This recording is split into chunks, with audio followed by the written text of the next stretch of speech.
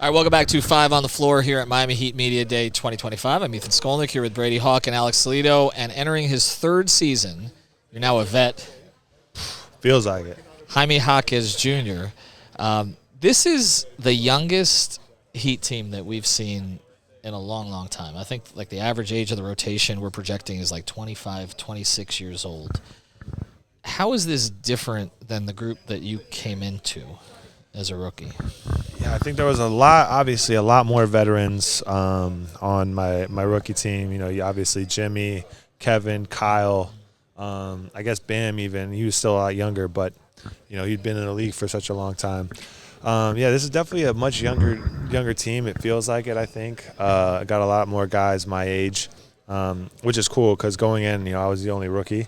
So now, you know, having a lot more guys, you know, my age is a cool thing.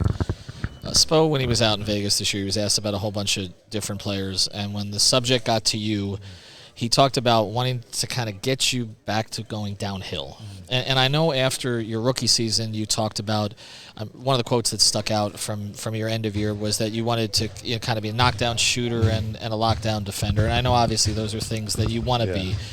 But how important is it to you to kind of get back to your game that you showed us a lot as a rookie, sort of that aggressiveness, getting to the basket, counters, all that kind of stuff? Yeah, I think, you know, what I think, you know, now, and it's funny, it's coming to me, I haven't been able to really articulate it well, is, you know, being able to get back to my strength of doing what I need to do. I think I was putting a lot of pressure on myself to be something, you know, trying to change who I was as a player. And I was putting a lot of pressure on myself to try to get that done and make that happen.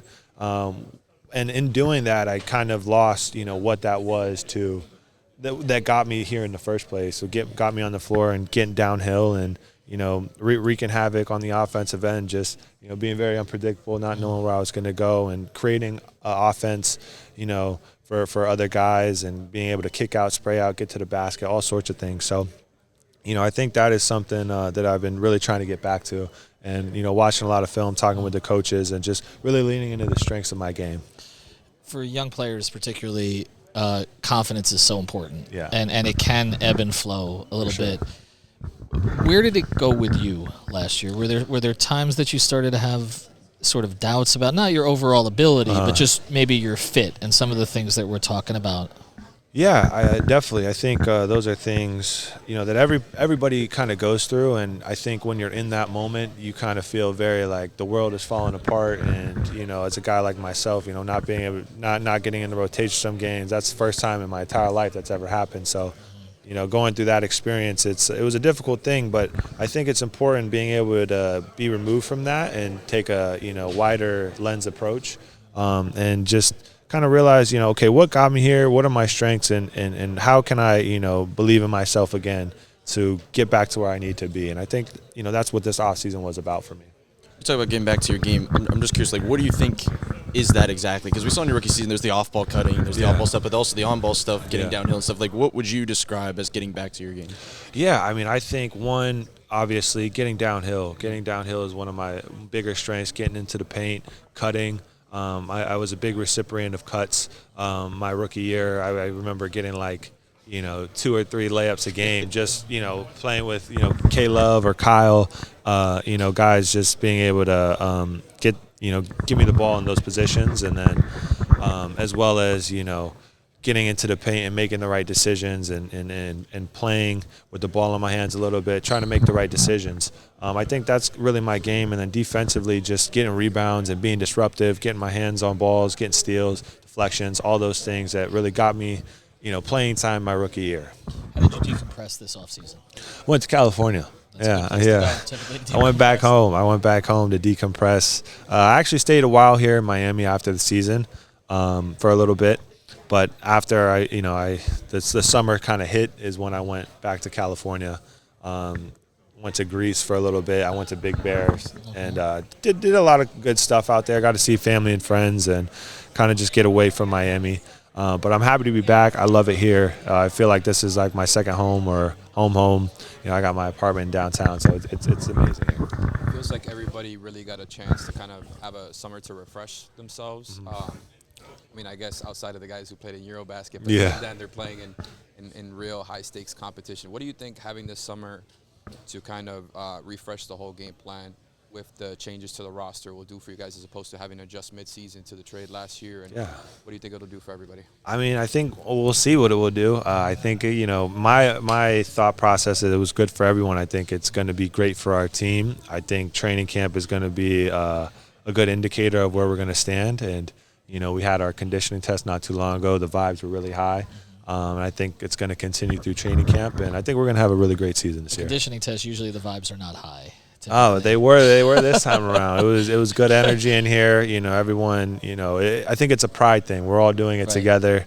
We understand that it might be different than some other organizations and how they do it, but that's what makes us different. And I think we take pride in that. Again, you're talking about what you want to get back to this year, but I know also players have short-term goals. They have long-term goals themselves. How do you see yourself developing as the years go forward now? Do you have an ambition of what kind of player you want to be? Man, I want to be the best player that I am capable of being. I want to push myself and my body to places that it didn't know it can go. And wherever that lands is wherever it lands. But, I don't think, for example, I don't, have a specific, time frame or what I want to do. I just want to see how far I can go. And wherever I land, that's where I land. It does seem like some minutes you mentioned being in and out of the rotation a little bit last year. Haywood was traded. Tyler's going to miss some time here. There are some other guys that are acclimating. There's other young players on the team. But it does seem like going into training camp, there's a lane for you to kind of work your way in there. Is that how you're viewing it right now? Yeah, for sure. I think, whether who's here or who's not here, I think regardless, you got to earn your spot and you got to go, take it. Nothing here is given out. So, whoever was here, whoever isn't here, it's the mindset and process is the same. It's, you got to go out and earn your spot and take what you want. Tyler was talking earlier about, you kind of talk about the youth of this roster, but he was saying that this team's athletic, this team's young, they have to kind of lean into that style. Yeah. What do you think is the way to do that? What do you think is different from maybe, because your rookie season, you leaned into it. I mean, you guys were playing faster. How do you guys do that differently, I guess, this season? By running. I think it's that easy. Run and gun. Get up the floor, try to get as many possessions as we can.